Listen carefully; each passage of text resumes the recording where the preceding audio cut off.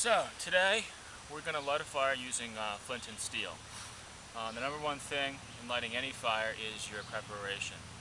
All the twigs that I have here are from from dead standing trees. They're all very dry. It snaps like that. It's pretty dry, so that's some pretty good kindling right there. I built a little teepee fire here, which I'm going to use to put my bird's nest in the opening right in the front here once I get this ignited. I also have a little bit of split wood right there. That's pretty wet. Everything's pretty wet today. It poured out last night. I'm in western Massachusetts and it poured last night, so we'll see how this goes today. Here's my flint and steel kit.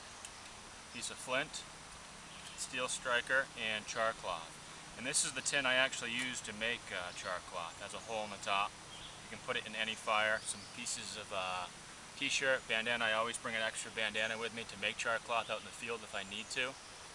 But I always bring 10 or 20 pieces with me. So let's see how this goes.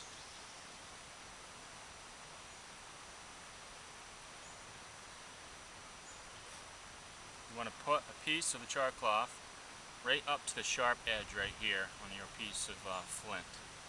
Right to the edge and hold it with your thumb. Take your steel striker, strike that edge, and hopefully get a spark to land on your char cloth.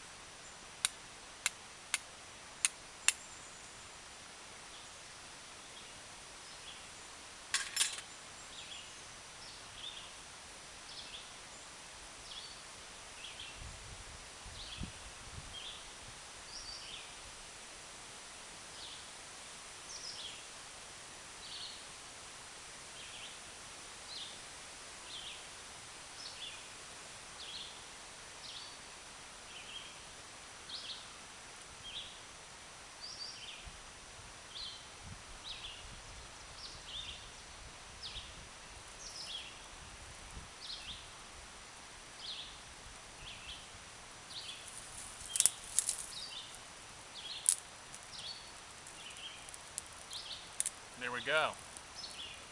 Fire.